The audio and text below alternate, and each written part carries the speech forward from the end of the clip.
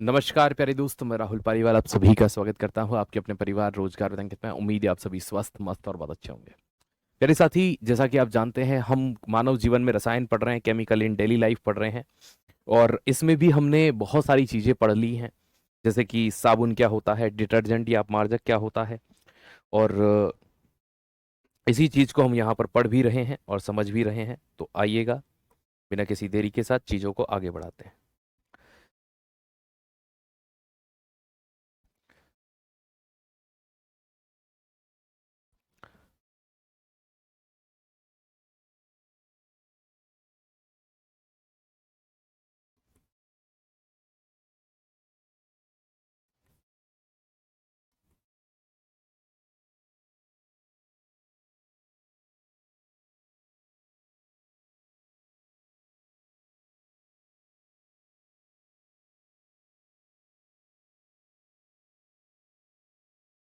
ठीक है।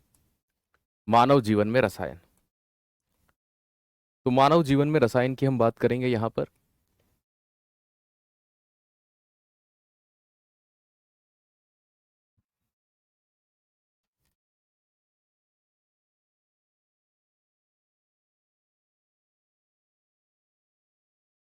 चलिए दोस्त, राम राम, नमस्कार, नमस्ते नमस्ते। ठीक है, जय हिंद, जय भारत साहब। Very good.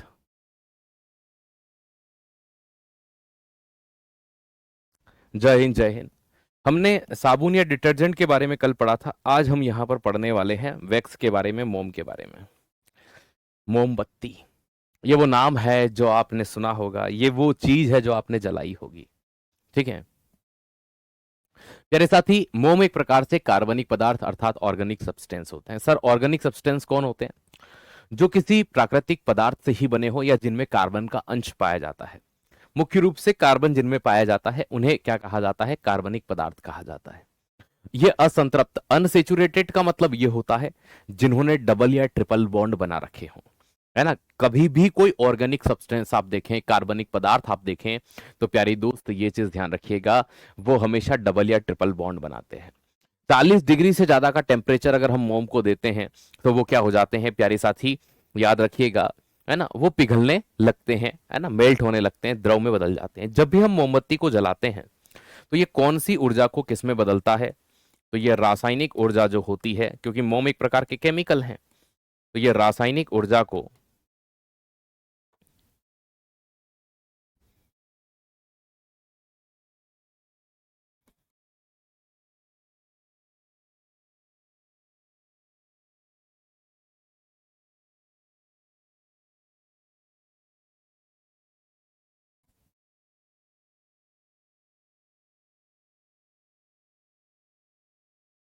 प्रकाश एवं ऊष्मा ऊर्जा में बदलते हैं।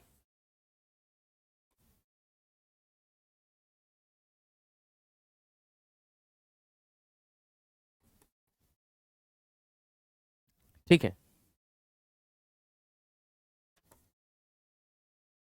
केमिकल एनर्जी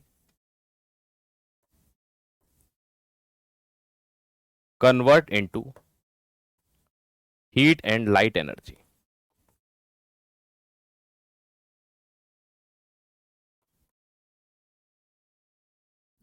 तो एक केमिकल एनर्जी को हीट और लाइट एनर्जी में बदलते हैं। अब आपके माइंड में आ रहा होगा, सर वैक्स या मोम के कुछ प्रकार होते हैं क्या? बिल्कुल। और प्रश्न आपका या तो एक ये आता है ना, या मोम का जलना कौन सा परिवर्तन है, रासायनिक परिवर्तन है जो ऑलरेडी हम पहले पढ़ चुके हैं, वो आता है। या फिर यहां से जो थोड़ा डीप प्रश्न आते हैं वो ये होते हैं, मधुमक्खी का जो छत्ता होता है इससे हमें बी वैक्स मिलता है। क्या मिलता है? बी वैक्स मिलता है। ठीक है। अगला आप यहां देख रहे हैं कार्नोबा वैक्स, जिसे ब्राजीलियन वैक्स कहा जाता है या पाम वैक्स भी कहते हैं, या फिर इसे और किस नाम से जाना जाता है? इसे कभी कभी क्वीन ऑफ वैक्स भी कहते हैं, है ना, हिंदी में मोम की रानी। सबसे अच्छी क्वालिटी का मोम माना जाता है। ये जो आप देख रहे हैं, ये यहां पर आपको मुख्य रूप से पाम ट्री दिखाई दे रहा होगा या कार्नोबा का पेड़। इसकी पत्तियों के ऊपर वैक्स होता है जो इस प्रकार का होता है। और इसका उपयोग बड़े पैमाने पर, आपसे यहां से प्रश्न आएगा तो सिंपल सी बात है, आज आप चमक रहे हैं, ठीक है, आज मैं स्टूडियो आया हूं दिल्ली और वहां पर ऑब्वियसली बात है, ठीक है, कि वहीं से क्लास चल रही है ना, आपके एसएससी जेडी का सम्मान समारोह है, उसके लिए मुख्य रूप से मैं आया हूं, ठीक है। चलिए, तो पैराफिन वैक्स की भी बात करते हैं, है ना। तो पैराफिन वैक्स जो होता है, तो पैराफिन वैक्स मुख्य रूप से अगर हम देखें तो ये कहां से प्राप्त होता है, ये पेट्रोकेमिकल है ना, हिंदी में कहें तो पेट्रोलियम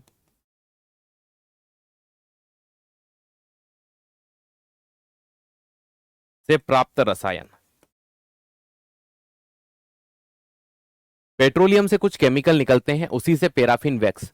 सर्वाधिक प्रयोग अगर आप जिस वैक्स का करते हैं, जो मोमबत्ती अभी आपने आगे देखी थी, वो क्या होती है, तो सबसे ज्यादा यूज इसी का किया जाता है, सबसे ज्यादा प्रयोग किया जाता है, ठीक है, ठीक है। तो सबसे ज्यादा प्रयोग इसी का किया जाता है, पैराफिन वैक्स का किया जाता है। ओके, सिंपल सा फंडा, साधारण सी बात है ना। मेडिसिन की बात करते हैं, वैक्स में इतना ही था, है ना, इतना ही था। हाँ, हमने मोमबत्ती बनाई है भाई। औषधि की बात करते हैं, मेडिसिन की बात करते हैं। देखो भाई, आप और हम कई बार बीमार पड़े होंगे, कई बार स्वस्थ हुए होंगे, है ना। लेकिन क्या होता है कि हम जब बीमार होते हैं, क्या होते हैं, बीमार होते हैं, ठीक है, कभी हमारा सर दर्द होता है, कभी हमारा बदन दर्द होता है तो हम क्या करते हैं, हम पैरासिटामोल खा लेते हैं, है ना। हाँ, ताड़ का पेड़ भी पाम पेड़ की तरह ही दिखाई देता है, ठीक है। तो वे रासायनिक यौगिक जिनका उपयोग रोग से बचाव, निदान या उपचार के लिए किया जाता है, दोस केमिकल कंपाउंड, है ना, विच आर यूज्ड प्रिवेंशन, है ना, याद रखना, diagnosis and treatment of disease is called medicine. उन्हें हम क्या कहते हैं, मेडिसिन कहते हैं। क्या कहते हैं, उन्हें हम मेडिसिन कहते हैं प्यारे, इस चीज को ध्यान रखिएगा। तो वो क्या कहलाते हैं, मेडिसिन कहलाते हैं। अब देखो, एग्जाम में प्रश्न ऐसा नहीं आता, क्या है ना, अब एग्जाम में प्रश्न आता है कि ज्वर उतारने वाली, है ना, ज्वर उतारने वाली, उज्जैन में हम महानंदा रहते हैं, ठीक है, ज्वर उतारने वाली, हाँ, मैं मध्य प्रदेश में महाकाल की नगरी उज्जैन से हूं, ठीक है, आइएगा। तो प्रति ज्वरनाशी, है ना, सिंपल सा प्रश्न आता है, ज्वर उतारने वाली दवाइयों को क्या कहा जाता है, एंटीपायरेटिक। तो जब भी डॉक्टर ये वर्ड यूज करता है एंटीपायरेटिक, मतलब समझना हिंदी में प्रतिज्वरनाशी, लेकिन हिंदी में मत याद रखना, हिंदी मीडियम के बच्चों, है ना, याद रखिएगा, हिंदी मीडियम के बच्चों, है ना, प्यारी दोस्त, कभी भी आप ये प्रतिज्वरनाशी मत बोलना कि जो ज्वर उतार दे। आप इंग्लिश वर्ड ही याद रखना, एंटीपायरेटिक। जैसे पैरासिटामोल हमको भी पता होता है, जैसे ये हमें फीवर आता है, हम गोली खाते हैं पैरासिटामोल, हमारा फीवर उतर जाता है, क्या बात है, अच्छी बात है साहब। लेकिन फिर 2 घंटे बाद फीवर आ जाता है, फिर हम गोली खाते हैं, थक खा करके फिर हम डॉक्टर के पास जाते हैं, डॉक्टर साहब हमारा बुखार नहीं उतर रहा है, ठीक है, तो फिर वो कुछ दूसरी दवाइयां देते हैं, वो क्या होंगे वो बताता हूं। तो फीवर उतारने के लिए सबसे कॉमनली जो यूज होती है उसका नाम है पैरासिटामोल। एक और यूज होती है ब्रूफेन, लेकिन आप इसे आइब्रूफेन के नाम से, कभी आपने टेबलेट खरीदी होगी तो आइब्रूफेन के नाम से आती है। एक क्रोसिन आती है जो सर्दी खांसी भी दूर करती है और फीवर भी दूर करती है। एक एस्प्रिन आती है, एस्प्रिन हालांकि 2 काम करती है, एक फीवर भी उतारती है, एक है ना दर्द भी कम करती है। आपने एस्प्रिन नहीं सुना होगा, है ना, आपने डिस्प्रीन सुना होगा। क्या सुना होगा, डिस्प्रीन सुना होगा। तो प्यारे दोस्त ये चीज ध्यान रखिएगा, तो एस्प्रीन नहीं, यहां पर डिस्प्रीन होता है प्यारे दोस्त, है ना, जो सरदर्द उतारने के काम आता है, तो वो उसमें जो मेन दवाई होती है वो एस्प्रीन ही होती है। चलिए भैया, अभी हम 10 दिनों के लिए, है ना, ग्रेटर नोएडा, है ना, ऑफिस आए हुए हैं रोजगार विद अंकित, तो हम उज्जैन में आपसे अभी नहीं मिल पाएंगे, उसके लिए माफी चाहेंगे। चलिए, पीड़ाहारी या एनाल्जेसिक, है ना, तो प्यारे दोस्त, पीड़ाहारी या एनाल्जेसिक क्या होती है ना, पीड़ाहारी या एनाल्जेसिक की हम बात करते हैं तो भैया, जो दर्द को दूर कर दे सर। हमें पता है हमारा दर्द कैसे दूर होता है, जब हम बैठे होते हैं उदास, अरे भैया क्या करें, हमारा दोस्त था, अरे कुछ नहीं, चल सब बढ़िया चल रहा है, वो अपने जीवन का क्या है, एनाल्जेसिक है। लेकिन जब शरीर में ऐसी चीजें होती हैं तो एक मॉर्फिन बड़ा यूज किया जाता है। मॉर्फिन हमें कहां से प्राप्त होता है प्यारी दोस्त, आपने अफीम का नाम सुना होगा। अफीम को कहते हैं, है ना, एक नाम से और जानते हैं, पोस्ता। क्या बोलते हैं इसको, पोस्ता कहा जाता है। तो अफीम से ही मॉर्फिन प्राप्त होता है, और इस मॉर्फिन का उपयोग आपने सुना होगा गाजियाबाद में। कहां पर, गाजियाबाद में प्यारे दोस्त, है ना, उत्तर प्रदेश के गाजियाबाद में, है ना, अल्कलाइट फैक्ट्री है। मध्य प्रदेश के नीमच में अल्कलाइट फैक्ट्री है, तो वहां पर इसका यूज किया जाता है। ये होते हैं मुख्य रूप से कैसे, है ना, स्वापक या नार्कोटिक। नार्कोटिक का मतलब होता है ना, जिनकी आदत पड़ सकती है ना, आदत या लत लग सकती है ना। ये वो ड्रग्स होती हैं जिनमें मॉर्फिन होता है। हालांकि गांजा, मॉर्फिन, हीरोइन, अफीम, है ना, आपने ये नाम सुने होंगे, है ना, ये गांजा, गांजा, है ना, मॉर्फिन, हीरोइन, अफीम। अफीम का एक नाम इंग्लिश में ओपियम होता है, ये लिखा है ओपियम, ठीक है, तो ये पोस्ता होता है भैया। तो यहां पर ये क्या चीज होती है प्यारे साथी, इनसे मॉर्फिन वगैरह या इनका यूज मेडिसिनल किया जाता है। लेकिन वो होता है ना कि हर चीज का एक पॉजिटिव पॉइंट होता है तो नेगेटिव भी होता है। लोग इनका उपयोग नशा करने के लिए करते हैं, और ऐसे नशे बनाते हैं भाई साहब, आप सोच भी नहीं सकते। लोग अपने जीवन में, आज एक नशा किया, गाजीपुर में है, मैं गाजियाबाद बोल गया, गाजीपुर में है, माफ कीजिएगा, ठीक है ना, गाजीपुर में, जीके का प्रश्न है ना, मध्य प्रदेश में नीमच में है, गाजीपुर में उत्तर प्रदेश में, ठीक है। गांजा, मार्फिन, हेरोइन, अफीम होता है। एस्प्रिन भी, देखो मैंने आपसे कहा था ना, दर्द, एस्प्रिन जैसी दवाइयां आप ले सकते हैं। इनको लेने के लिए डॉक्टर की पर्ची की आवश्यकता नहीं पड़ती, क्योंकि ये नॉन नार्कोटिक होती है, अस्वापक होती है, इनकी आदत नहीं पड़ती। अगर आपने देखा होगा, सरकार अफीम की खेती करने की परमिशन देती है ना, ये चीज ध्यान रखिएगा, है ना। ये सरकार क्या करती है, इन्हें उगाने की परमिशन देती है, ताकि आप वो उगाकर सरकार को ही बेच सको, ताकि सरकार इनसे दवाइयां बना सके। लेकिन, है ना, दोहरे लाभ तो हर कोई कमाना ही चाहता है, आप सभी जानते हैं। नमस्ते नमस्ते। एंटीबायोटिक आती है, एंटीबायोटिक का मतलब, जैसे अभी मैंने कहा था ना, फीवर आता है, हम पैरासिटामोल खा लेते हैं, नहीं उतरता, फिर हम डॉक्टर के पास जाते हैं। डॉक्टर हमें एक साथ में एक टेबलेट और देता है जो एंटीबायोटिक या प्रतिजैविक होती है।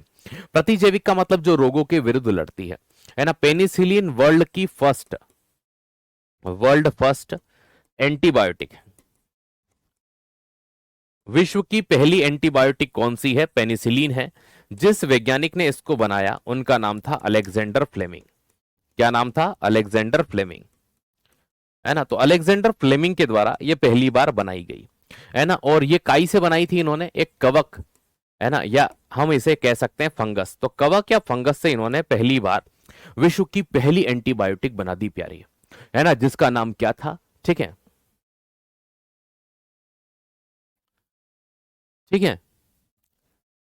आपके जुगाड़ से महाकाल के दर्शन। देखो मैं एक बात कहना चाहता हूं, आज तक, है ना, ऐसा नहीं है कि मेरे परिचित नहीं है, मेरे परिचित हैं, लेकिन यकीन मानिए मैंने आज तक अपने दर्शन कभी भी किसी के थ्रू नहीं करवाए कि मैं मंदिर जाकर किसी और के। देखो दोस्त, है ना, मैं आपसे एक चीज कहना चाहता हूं कि आप वहां सीधे दर्शन करा दिए, मैं खुद लाइन में लगता हूं, क्योंकि हम इतने, है ना, बहुत, है ना, उस लेवल पे नहीं पहुंच गए कि हम खुदा से बड़े हो गए या हम भगवान से बड़े हो गए, ठीक है। हम उसके दर्शन करने जा रहे हैं, तो जैसे आम लोग जाते हैं वैसे जाएं।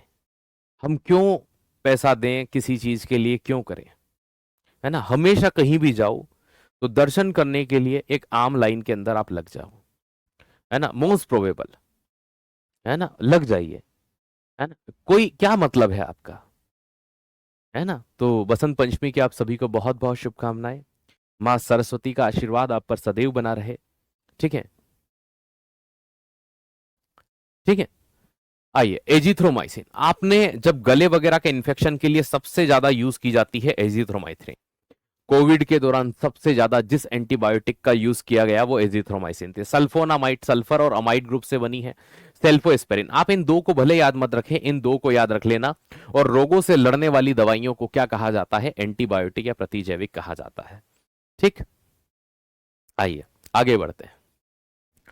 अगली आती है रोगाणुरोधक एंटीसेप्टिक। देखो कभी कभी हमें चोट लगी होगी, ठीक है, इस तरह से हमने यहां पर, है ना, डॉक्टर के पास गए होंगे, उन्होंने एक लाल कलर का यहां पर लिक्विड डाला होगा, इट्स कॉल्ड आयोडीन टिंचर। तो ये आयोडीन टिंचर होता है। कभी कभी उन घावों को साफ करने के लिए एक सफेद पानी की तरह एक लिक्विड डाला होता है, it's also known as hydrogen peroxide H2O2। वो क्या होता है, हाइड्रोजन परऑक्साइड होता है। एक होता है फिनोल। फिनोल का उपयोग मुख्य रूप से कहां पर किया जाता है प्यारे, तो याद रखिएगा, फिनोल का उपयोग साफ सफाई में करते हैं, है ना। जो मुख्य रूप से आप अगर कहें तो जो नीचे टाइल्स वगैरह होती हैं उनको साफ करने के लिए। बोरिक एसिड सबसे ज्यादा, ये आप यहां देखिए, इस तरह की शीशी आती है बोरिक एसिड की, है ना। बोरिक एसिड का सबसे ज्यादा यूज आई ड्रॉप के अंदर होता है। ठीक है, आंखों का जो संक्रमण होता है, ठीक है, आंख का जो इन्फेक्शन होता है, आई का जो इन्फेक्शन होता है, उन संक्रमण यदि किसी बैक्टीरिया के कारण, है ना, या किसी अन्य चीज के कारण है, तो ये चीज ध्यान रखो आप। तो आयोडीन टिंचर का यूज घाव को साफ करने में होता है। ये रोगाणुरोधक होते हैं, हमारी उस जगह पर एंटीसेप्टिक जो दवाएं होती हैं, ये मुख्य रूप से किसी और चीज को नहीं पनपने देती। तो ये आप यहां पर ध्यान रखिएगा, है ना। तो आयोडीन टिंचर हो गया, हाइड्रोजन पेरोक्साइड हो गया, फिनोल हो गया, बोरिक एसिड हो गया। ये इस तरह से मैं इमेजेस के माध्यम से आपको कैसे बता रहा हूं। देखो सिंपल सा प्रश्न आता है ना, है ना। बोरिक एसिड का उपयोग कहां करते हैं, आई ड्रॉप के अंदर करते हैं। देखो ये मैंने एक आई ड्रॉप का फोटो लगाया, पता नहीं कौन सी कंपनी है ना। इस कंपनी ने एक वर्ड लिखा है यहाँ आरएक्स। आरएक्स का मतलब होता है टेक इट, इस प्रकार से। इसमें मुख्य रूप से जो केमिकल है methyl cellulose with borax and boric acid. यहां पर मेन चीज क्या आई, बोरिक एसिड आई, है ना। ये क्या है, आई ड्रॉप है ना। डॉक्टर इस तरह के आई ड्रॉप देते हैं। इमेज क्यों लगाई, ताकि आपको अगली बार, देखो ये वो टॉपिक्स हैं कि आपको कभी ना कभी जीवन में ये चीजें काम होगी, है ना। अब फोटोज के माध्यम से जैसे आप ये चीज देखते हो, आपने कई बार इस तरह से हैंड सैनिटाइजर भी देखे होंगे। सैनिटाइजर में मुख्य रूप से किसका यूज किया जाता है, इथेनॉल बेस्ड सैनिटाइजर ज्यादा चलते हैं मार्केट में। कौन से चलते हैं, इथेनॉल बेस्ड, है ना। कि सर ऐसा थोड़ी होता है, इथेनॉल का यूज थोड़ी होता है, इथेनॉल बेस्ड थोड़ी चलते हैं। आपने कई मूवीज देखी होंगी, ठीक है। तो ये चीज यहां पर देखिएगा, है ना। सर इमेजेस से बहुत अच्छा समझ में आता है, यहाँ मैं, मुझे पता है, देखो जहां इमेजेस होती हैं मैं वहां पर, इसीलिए क्यों लाया मैं डेटोल की इमेज वगैरह, मुझे कोई इन कंपनियों का प्रचार थोड़ी करना है। अब भैया मैं कोई, है ना, सलमान खान नहीं हूं, मैं कोई अक्षय कुमार नहीं हूं, या मैं कोई हीरोइन नहीं हूं कि मुझे इनके प्रचार के पैसे मिलेंगे। मैं बस आपको समझाने के लिए लाया हूं कि ये कंपनियां होती हैं, जैसे डेटोल कंपनी है, टीसीपी आती है, सेवलॉन आती है। ये आपने देखा होगा पानी में मिलाना या फर्श पर डालने के लिए, है ना, ये यूज में लाए जाते हैं। तो ये एंटीसेप्टिक होते हैं। तो इमेजेस को देख करके जो मेमोरी बनती है वो लंबे समय तक बनती है ना? इसलिए मैं इनकी इमेजेस लेकर के, हर स्लाइड में आप इमेज देखोगे, है ना। अगर इमेज नहीं होती तो मैं हाथ से लिख कर पढ़ाता, है ना, सिंपल सा फंडा है मेरा। इमेज नहीं होती तो मोस्ट प्रोबेबली हम ये करते हैं कि हाथ से लिखकर पढ़ रहे होते हैं, लेकिन इमेजेस है तो वो लंबे समय तक हमें समझ में आती है। चलिए, तो iodine tincture, hydrogen peroxide, phenol या बोरिक एसिड जो होते हैं वो मुख्य रूप से इस तरह से यूज में लाए जाते हैं, ये रोगाणुरोधक है। अब आते हैं बहुलक। सर बहुलक क्या होते हैं, देखो मैं आपको एक इमेज समझाता हूं, सबसे पहले उसको समझो आप। जब हम एक चीज को नोटिस करते हैं कि बहुलक क्या चीज होती है, जैसे आप ये समझो, ये एक अकेला है तो इसे एक लक कहते हैं। क्या कहते हैं, एक लक कहते हैं, मोनोमर कहते हैं। क्या कहते हैं, मोनोमर। जब ऐसी कई संरचनाएं आपस में इस तरह से जुड़ती जाती हैं,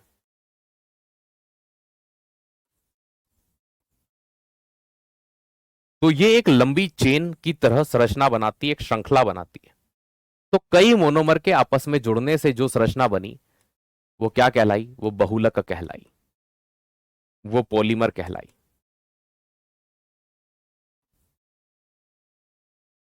क्या कहलाई, पॉलीमर कहलाई, बहुलक कहलाई, है ना। तो ये चीज ध्यान रखिएगा, ये बहुलक कहलाया।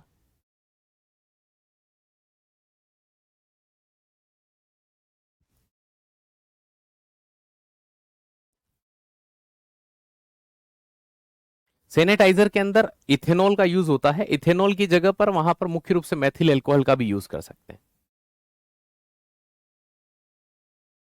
ठीक है। तो ये चीज ध्यान रखिएगा, एक लक, है ना। एक लक, कई एक लक जब आपस में मिलते हैं तो क्या बनाते हैं, बहुलक मिलाते हैं। वो कहता है अकेला चना भार नहीं फोड़ सकता, लेकिन बूंद बूंद से गड़ा भरता है। तो ये कई बूंदे समझ लो, एक बूंद एक लक कहलाती है, मोनोमर कहलाती है। तो बहुलक क्या होता है, यही चीज है ना। बहुलक अर्थात पॉलीमर का शाब्दिक अर्थ होता है अनेक भाग, है ना, बहुत सारे पार्ट, मैनी पार्ट्स।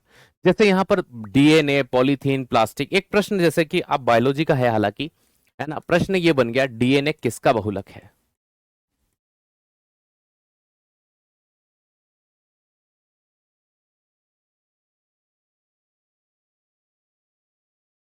डीएनए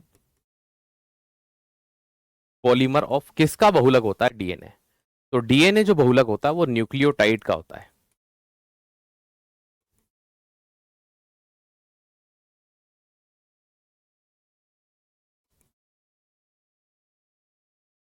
तो डीएनए न्यूक्लियोटाइड का बहुलक है। बहुलक जिन उप इकाइयों से मिलकर बना होता है उन्हें क्या कहा जाता है? उन्हें मोनोमर कहा जाता है, एकलक कहा जाता है। ठीक है, तो उन्हें मोनोमर कहते हैं। The sub unit from which polymer are made are it's called monomer. ठीक है, उन्हें क्या कहा जाता है? मोनोमर कहा जाता है। तो पॉलीमर का मेनली जो अर्थ होता है वो क्या होता है? मेनी पार्ट्स, बहुत सारे भाग, और उन्हीं भाग को हम क्या कहते हैं? मोनोमर्स कहते हैं, और हिंदी में उसे हम एकलक कहते हैं। बिल्कुल बात, सिंपल बात। अब जब हम यहां से थोड़ा आगे बढ़ते हैं, सिंपल सी बात आती है ना, साधारण सी बात आती है कि सर क्या आती है कि कुछ बहुलक के एग्जाम्पल। एग्जाम में एक प्रश्न सबसे ज्यादा आता है ना, मानव द्वारा निर्मित प्रथम संश्लेषित रेशा कौन सा था? फर्स्ट ह्यूमन मेड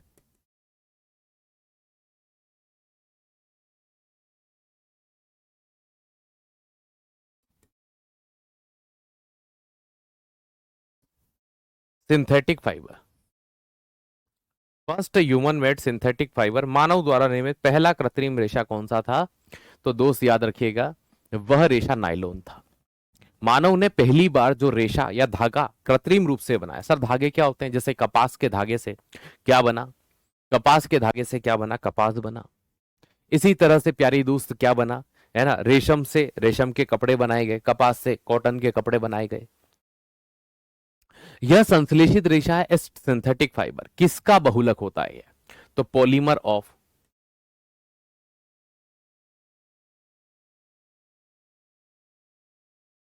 इट्स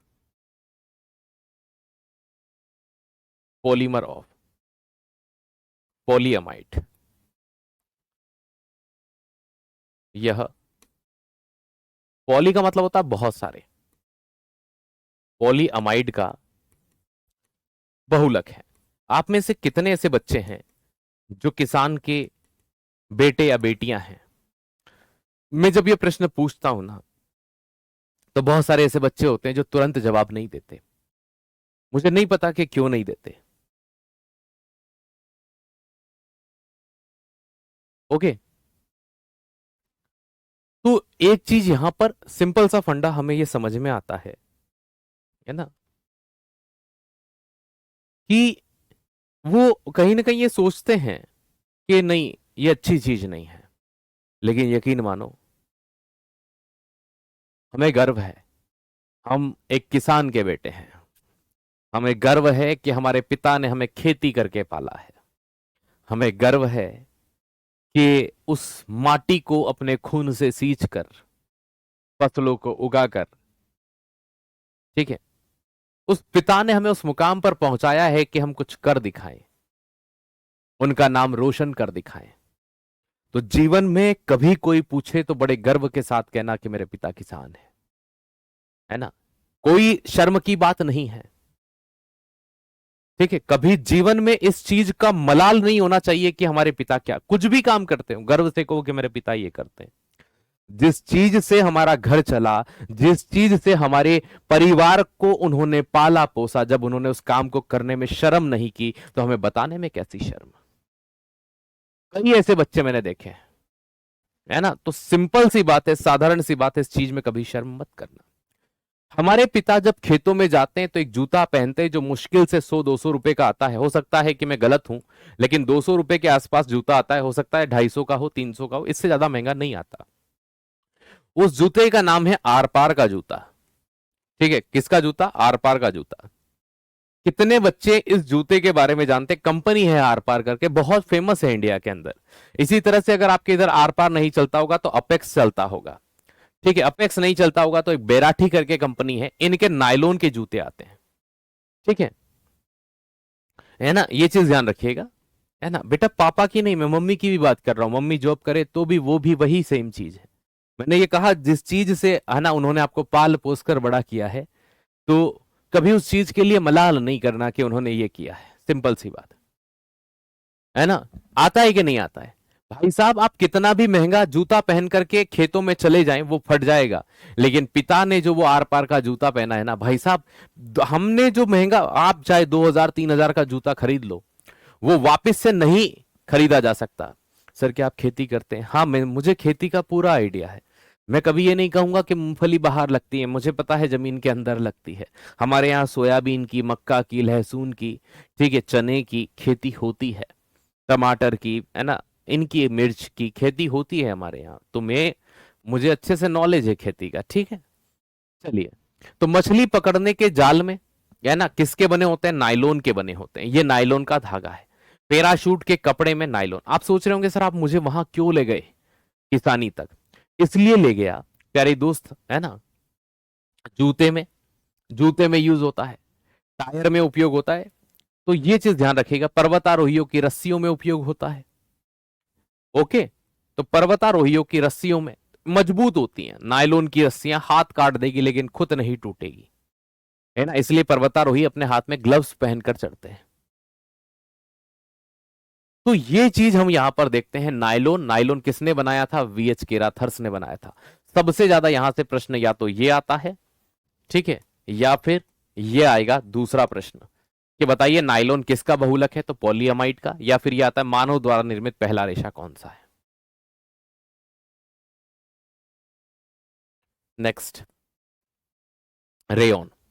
मानव ने पहली बार, वो होता है ना जैसे कि कोई आपको कुछ दूध देके गया, चावल देके गया, आपने खीर बना ली, लेकिन क्या दूध और चावल मिलने से खीर बन जाती? नहीं, आपको पता था कि कैसा किया जाता है, क्या चीज होती है?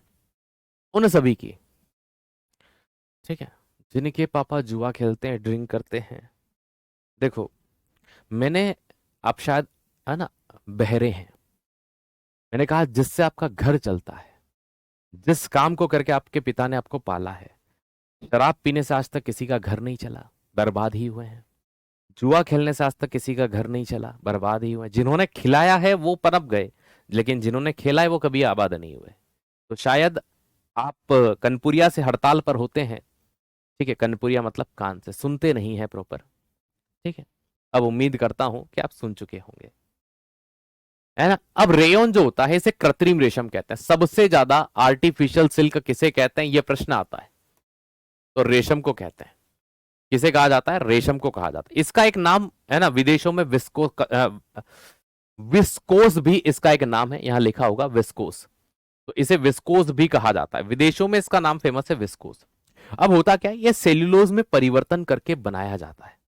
तो जब सेल्यूलोज में परिवर्तन करते हैं तब किसका निर्माण होता है? मुख्य रूप से सेल्यूलोज का निर्माण होता है। किसका निर्माण होता है? सेल्यूलोज का निर्माण होता है।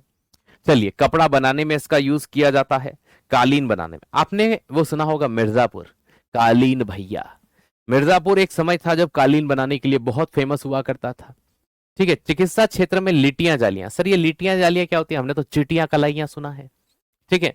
लिटियां जालियां, आप ये देखिए, मैंने अभी आपको एक चीज पढ़ाई थी, ये घाव पर ऐसी सफेद पट्टियां लपेटी जाती हैं, ये पट्टियां जो होती हैं ये लिटियां जालियां कहलाती हैं, ठीक है। आप इन्हें जो भी कहते हो, है ना भैया, हम तो नॉर्मल पट्टी बोल देते हैं, पट्टी यूज होती है हाथ पे बांधने की, तो ये लिटियां जालियां कहलाती हैं, मेडिसिन फील्ड में यूज की जाती हैं, है ना। ये धागा होता है इस तरह से, इससे का कपड़ा बनता है, कालीन बनती है। मिर्जापुर कालीन बनाने के लिए एक समय फेमस होता था, अलीगढ़ के ताले फेमस है जैसे। एक धागा होता है पॉलिएस्टर, इंग्लैंड में सबसे पहले पॉलिएस्टर का विकास किया गया, जिसके बहुलीकरण से, जिसके पॉलीमराइजेशन से इसका निर्माण होता है, वो पॉलीइथाइलिन टेरेफ्थलेट है, ठीक है। यह संश्लेषित या सिंथेटिक फाइबर होता है, संश्लेषित रेशा होता है। इसे इंग्लैंड में विकसित किया गया, कपड़े बनाने में इसका यूज किया जाता है, खासकर पैराशूट। आपने अक्सर एक चिकनी लोवर आती है या स्पोर्ट्स की टी शर्ट आती है वो पहनी होगी, वो पॉलिएस्टर की होती है, ना उनका कलर उड़ता है ना वो फटती है भाई साहब, ठीक है। अपन फट जाए लेकिन वो कपड़ा फटने का नाम नहीं लेता, ना उसका कलर उड़ता है। आज लेके आओ 10 साल पहनो, सेम टू सेम।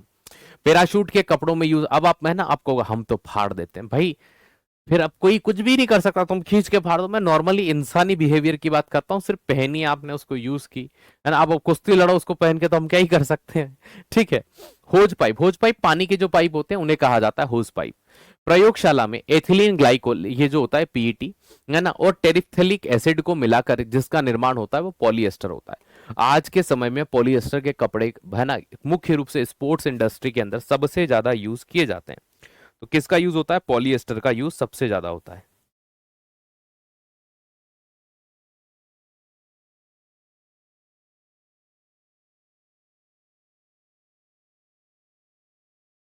ठीक है भैया।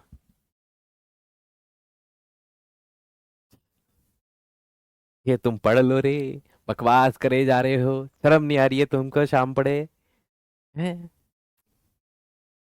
चलो, मैं मिर्जापुर से हूं तो कालीन पहुंचा दो एक। ठीक है। कार्बन फाइबर, यह कार्बन परमाणु की लंबी श्रृंखला होती है। कार्बन फाइबर जो होता है ना, ये इस तरह का एक धागा होता है जिसको मजबूती के लिए जाना जाता है। ठीक है। तो भैया अंतरिक्ष यान बनाने के लिए इसका यूज करते हैं, बताया नहीं कि मैं, तुम वहीं से निकल जाते हो जहां का मैं एग्जाम्पल देता हूं। अच्छा हुआ मैंने कहीं और किसी देश का एग्जाम्पल नहीं दिया, नहीं तो कहता है सर हम वहीं से क्लास देख रहे हैं। अंतरिक्ष यान बनाने के लिए इसका यूज किया जाता है।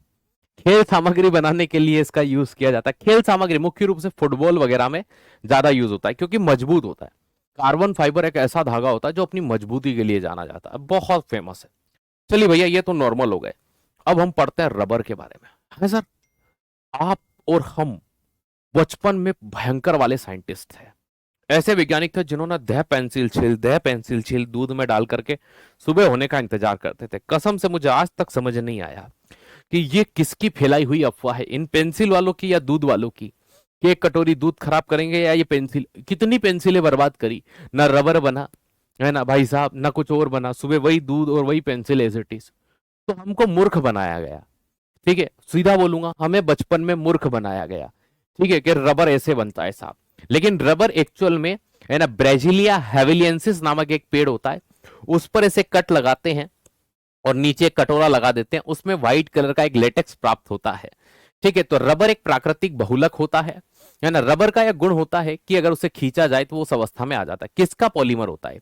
ये जो सफेद कलर का लेटेक्स प्राप्त होता है, ये आइसोप्रीन का बहुलक है। तो ये मुख्य रूप से किसका बहुलक होता है? आइसोप्रीन का। हिंदी यहां लिख देता हूं, इंग्लिश नीचे लिखा हुआ है। तो ये आइसोप्रीन का बहुलक होता है ना, इट्स पॉलीमर ऑफ आइसोप्रीन। लेकिन इस रबर को सीधा उपयोग नहीं कर सकते। ठीक है ना, ये चीज ध्यान रखिएगा। है ना, मैंने भी किया है, मैंने भी किया है, मैंने भी किया है ना, मैंने खुद किया है, तुमने क्या किया, मैंने क्या। तो मैंने अपने आप को अलग थोड़ी रखा, मैं कह रहा हूं तुम्हें और मुझे दोनों को मूर्ख बनाया गया है। तो ये हमने किया है तो हम भाई मुझे पता है, तो जो मैंने किया है भाई देखो सीधी सी बात है। ठीक है, हम है ना सुनी हुई कहानी को दूसरों को सुनाते हैं, है ना, और वही चीज आगे चलती चलती है। तो भैया जो गलती हमने की है वो चलती रहती है ना। हर बच्चे को कोई ना कोई बताता है इससे रबर बनता है, मेरे भैया बता रहे थे उन्होंने बनाया था। ठीक है, वो जाता है भाई साहब एक कटोरी में मम्मी से छुपे, मम्मी मारेगी, दूध लेके आता है कमरे में, पेंसिल छील के डाल के छुपा देगा। तो छुप छुपा के कैसे ना कैसे हम साइंटिस्ट बनने के लिए करेंगे ही सही उस चीज को। तो ये चीज होती है। अब रबर में एक प्रोसेस होती है जिसे वल्केनाइजेशन कहते हैं, वल्नीकरण। हालांकि ये प्रोसेस जिस वैज्ञानिक ने खोजी थी उसके नाम पर आज एक पूरी के पूरी टायर इंडस्ट्री है। आपने गुडियर का नाम सुना होगा, जॉन गुडियर। ठीक है ना, जॉन गुडियर नाम था उनका, उनके नाम पे गुडियर की कंपनी। हालांकि आज वो उनके परिवार के पास ही नहीं है।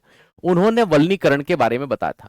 वल्नीकरण में क्या होता है, जो रबर होता है ना उसको हार्ड या कठोर बनाते हैं।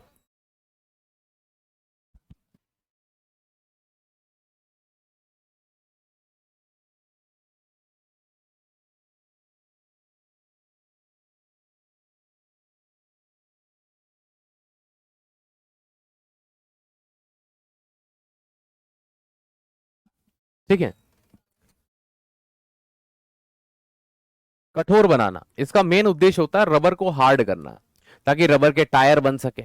इसके लिए रबर के अंदर सल्फर मिलाते हैं, सल्फुर भी बोल देते हैं।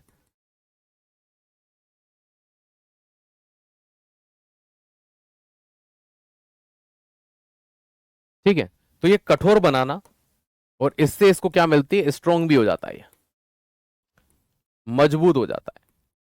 बस अब मैं आपको इंडिया लेवल पर थोड़ी सी जानकारी दे देता हूं। जो हमारा भारत है वो विश्व के 4 सबसे बड़े रबर उत्पादक या दोस्त, याद रखिएगा, में देखा जाता है ना। है ना, ये चीज ध्यान रखिएगा। चार मुख्य रूप से, जैसे इंडोनेशिया, है ना, मलेशिया, है ना, ये जो कंट्रीज है हमारे आसपास की, यहां पर रबर होता है, ब्राजील में भी होता है। इंडिया के अंदर स्टेट है केरल। केरल रबर के प्रोडक्शन में फर्स्ट नंबर पर आता है, पहला स्थान रखता है। ठीक है। अब भारत अपनी आवश्यकताओं का 96% रबर खुद पैदा करता है। कितनी? 96% रबर खुद पैदा करता है। 4% मंगवाना है, ठीक है भैया, टायर वगैरह बनवाना है तो मंगवा भी लिया, 4% कोई बहुत बड़ी बात नहीं है। लेकिन एक चीज यहां से निकलकर और आती है कि सर क्या आती है, कि भारत में सर कोई ऐसी फेमस फैक्ट्री थोड़ी है। आपने एमआरएफ का नाम सुना है? हाँ सर, विदेशी कंपनी है। नाम सुनोगे इसका? Madras rubber factory. Madras rubber factory. Madras rubber factory.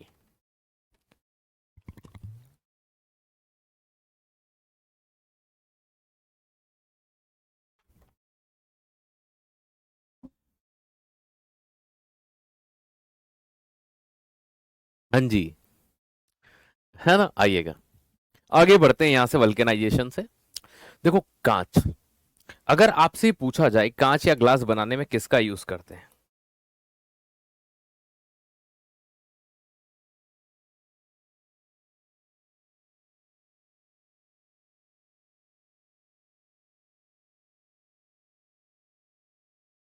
ठीक है, कांच को एक वर्ड कहा जाता है, अतिशीतित द्रव कहते हैं।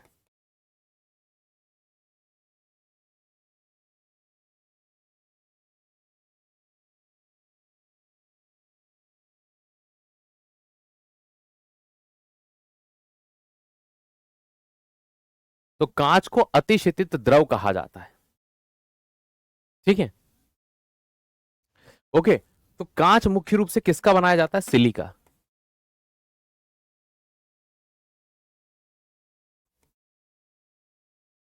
SiO2, इसको गर्म करते हैं, इसका उपयोग करते हैं बनाने के लिए। अब सुपर कोल्ड फ्लूइड कांच को क्यों कहते हैं अतिशीतित द्रव क्यों कहा जाता है? कांच की वस्तुओं को यदि आकार देना है तो गरम गरम रहे तभी आकार दिया जा सकता है, ठंडा होने के बाद अगर आकार देने जाओगे टूट जाएगा। यहां से कभी कभी प्रश्न ऐसे बनते हैं कि बताइए आपके घरों में यूज किए जाने वाले बर्तन किस कांच के बनते हैं, है ना। जैसे बोतल हो गई, ये चीज हो गई, तो बोतल हो गई, या दैनिक जीवन में उपयोग किए जाने वाले कांच के बर्तन सोडा ग्लास के बनते हैं, है ना। सोडे की बोतल भी आती है, ट्यूबलाइट सोडा ग्लास की बनती है। कैमरे के अंदर जो लेंस होते हैं, या है ना दूरबीन के अंदर जो होते हैं, या जो बल्ब होते हैं, वो किसके बनते हैं? फ्लिंट ग्लास के बनते हैं। प्रयोगशाला के अंदर जो है ना टेस्ट ट्यूब होती है, बीकर होते हैं, प्रयोगशाला के जो उपकरण, लैब इक्विपमेंट काई के बनते हैं? पायरेक्स कांच के बनते हैं। ठीक। और एक आजकल नया ग्लास का टाइप आया है जिसे कहते हैं क्रुक्स ग्लास। सन ग्लासेस बनाने में किसका यूज करते हैं? क्रुक्स का। और जितने भी नंबर के चश्मे आते हैं, ठीक है, जितने भी नंबर के चश्मे आते हैं, उन सभी चश्मों के अंदर मुख्य रूप से किसका उपयोग करते हैं? ऑप्टिकल ग्लास का करते हैं। लेंस देखो यहां पर किसके बनते थे? पहले फ्लिंट ग्लास के। अब लेंस बनाने के लिए एक नए प्रकार के कांच को इजाद किया गया है जिसे क्राउन ग्लास कहते हैं। तो वर्तमान में लेंस किससे बनते हैं? क्राउन ग्लास से। पहले किससे बनाए जाते थे? फ्लिंट ग्लास से। सूक्ष्मदर्शी, चश्मा, प्रिज्म, माइक्रोस्कोप ग्लास, ऑप्टिकल, जो देखने के लिए यूज किए जाते हैं, एक से अधिक प्रकार के, है ना, यूज हो सकते हैं, है ना। ये चीज ध्यान रखिएगा, ऐसा नहीं है कि नहीं करते हैं, एक से अधिक प्रकार के यूज किए जा सकते हैं।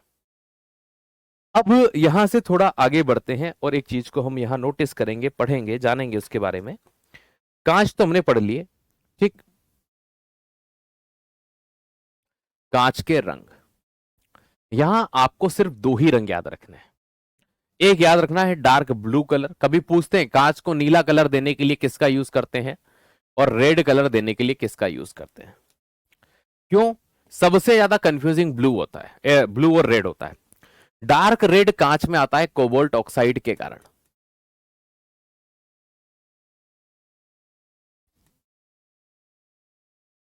ठीक है। ग्रीन कलर सोडियम क्रोमेट के कारण। और लाल कलर, अधिकतर जगह पर लाल कलर काई के कारण आता है? आयरन के कारण, जैसे हमारे खून का। ठीक है। जैसे प्यारी दोस्त मिट्टी का आयरन ऑक्साइड के कारण। लेकिन कांच के अंदर मैग्नीशियम डाइऑक्साइड से आता है ना। अगर फेरिक ऑक्साइड की बात करेंगे तो ब्राउन कलर आएगा, भूरा रंग आएगा। क्या आएगा? भूरा रंग आएगा। सिंपल सा फंडा। साधारण सी बात। तो इनमें से मैं आपको सिर्फ ये दो याद करने के लिए दे रहा हूं, ज्यादा नहीं, है ना। इन दो को आप नहीं भी करेंगे।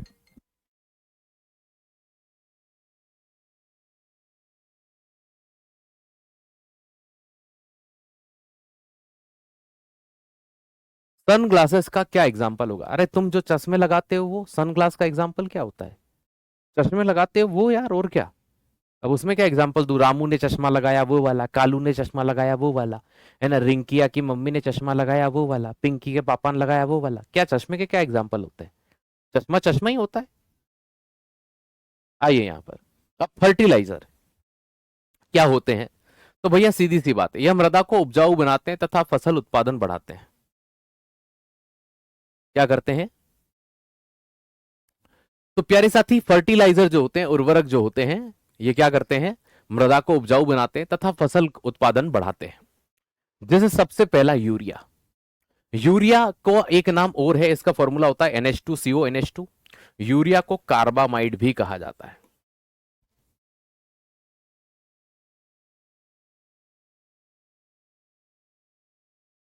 क्या बोलते हैं इसको? कार्बामाइड भी बोलते हैं। यूरिया में नाइट्रोजन कितना होता है? 46% होता है।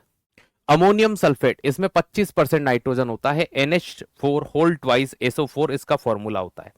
ठीक है, हालांकि इसको ऐसे लिखते हैं NH4 होल ट्वाइस SO4, ये तरीका सही है इसको लिखने का। ठीक है, टाइपिंग एरर हो गई है यहाँ, है ना, क्योंकि ओ छोटा नहीं आएगा, ओ बड़ा आएगा। तो इसमें 25% क्या होता है? नाइट्रोजन होता है। अमोनियम सल्फेट के अंदर 25% नाइट्रोजन होगा। सुपर फॉस्फेट, फॉस्फेट में क्या होगा भाई? फॉस्फोरस होगा। तो सिंपल सी बात है, फॉस्फोरस आ जाता है यहाँ पर। P2O5 इसका फॉर्मूला, ये वही है। हमारे यहाँ पर इसको राखोड़िया खाद बोलते हैं, आपके यहाँ क्या बोलते हैं पता नहीं। अगला आता है पोटेशियम, है ना। पोटेशियम के लिए जो खाद यूज होता है, एक तो होता है पोटेशियम क्लोराइड। कौन सा होता है?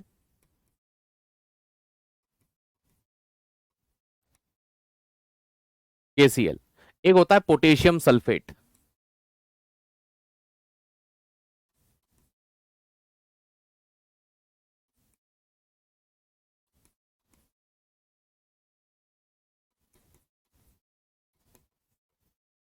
ठीक है, K2SO4। कैल्शियम की बात करते हैं, CaCN2, कैल्शियम साइनाइड कहा जाता है। कैल्शियम साइनाइड का उपयोग कैल्शियम के लिए बहुत करते हैं। मिट्टी के अंदर मुख्य रूप से क्या करते हैं कि कैल्शियम की मात्रा बढ़ाई जाती है, ताकि मिट्टी कभी एसिडिक हो गई हो तो वो बेसिक नेचर की बन जाए, इसके लिए यूज करते हैं, है ना। तो इसमें 15 से 20%, इनमें कोई परसेंटेज नहीं है ना। तो पोटेशियम के लिए जो उर्वरक यूज होता है, पोटेशियम क्लोराइड, पोटेशियम सल्फेट, क्योंकि ये बहुत माइनर से यूज होते हैं, कम मात्रा में उपयोग में लाए जाते हैं। चलो अब बढ़ते हैं यहां से आगे अगली चीज के ऊपर, जिसे कहते हैं प्लास्टिक।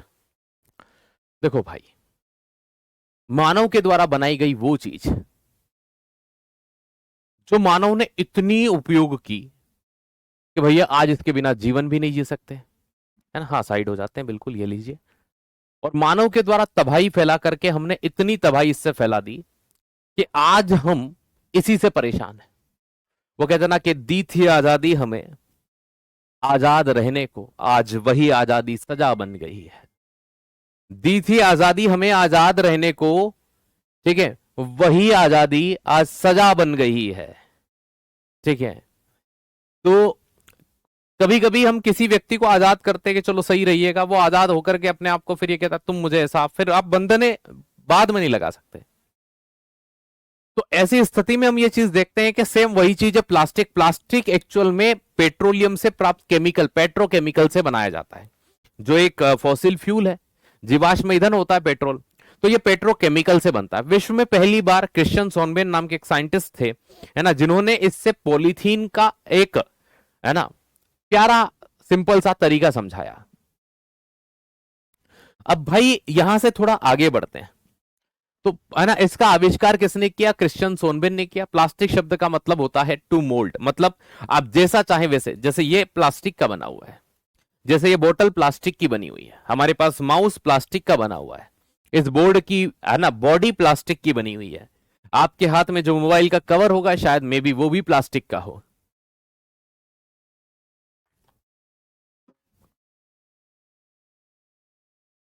ओके। अब भैया कार्बन श्रृंखला का ये पॉलीमर होता है, बहुलक होता है।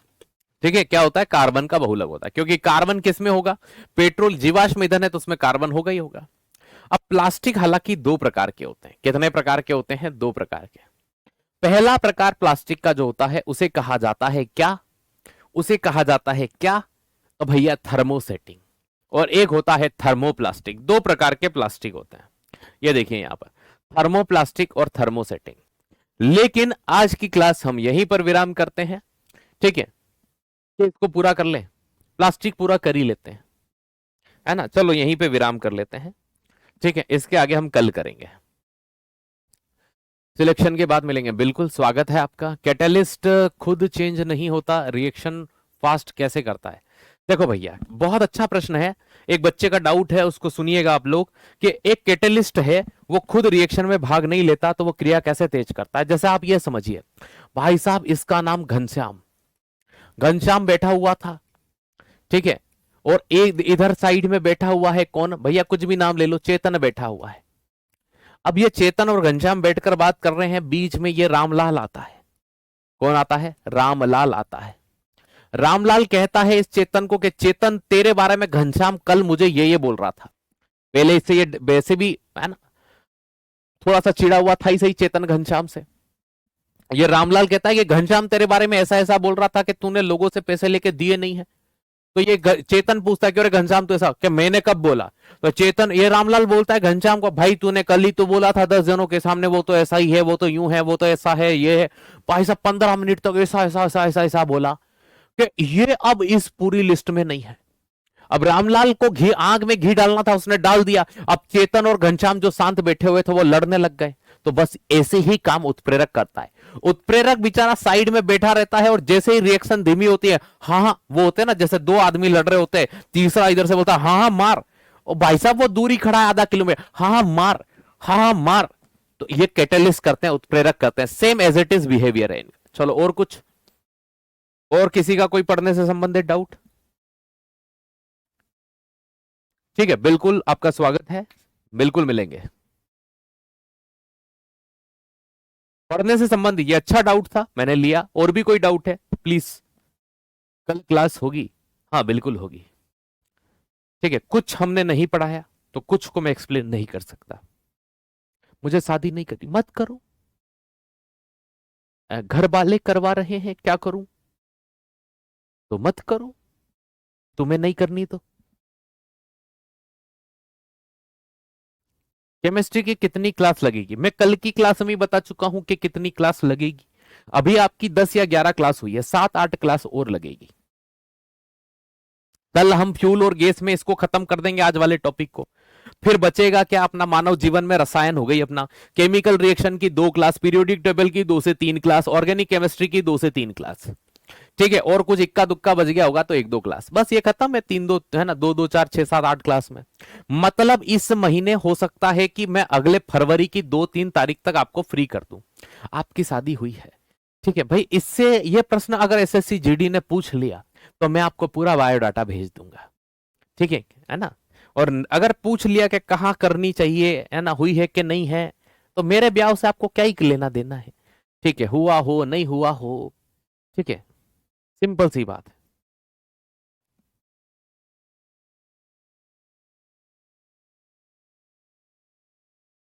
26 जनवरी को क्लास होगी, क्या होगी तो आपको बता देंगे।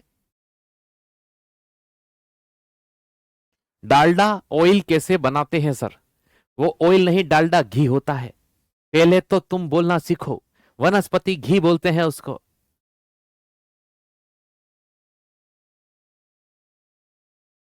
पेन की इंक कैसे चलती है, उसमें कौन सा लिक्विड, पेन की इंक में लिक्विड नहीं होता, वो इंक ही है पहली चीज।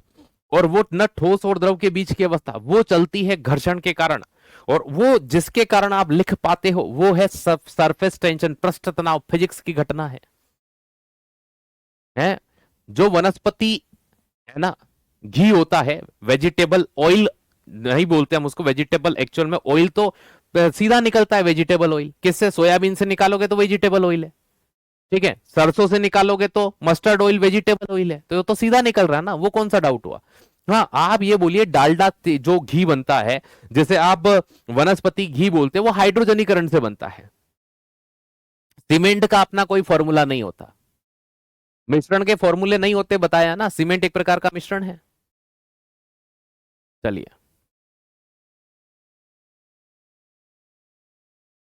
बेल की चर्बी से डालडा बनता है? अरे नहीं भाई, मैं आपको पढ़ाऊंगा आपके हाइड्रोजनेशन प्रोसेस, केमिकल रिएक्शन आने दो, है ना, ऊल जलूल बातें मत किया करो कुछ भी। उसने कहा मैंने मान लिया, ठीक है, फिर मैंने दिल में ठान लिया, अब आसमान को धरती कहूंगा, धरती को आसमान कहूंगा, है ना, चांद को सूरज और सूरज को चांद कहूंगा, ठीक है, अम्मी को अब्बा और अब्बा को अम्मी कहूंगा। अरे तुम किसी के कहने पे क्यों मान लेते हो भाई साहब, पहले उसके बारे में पढ़ो तो सही। चलिए,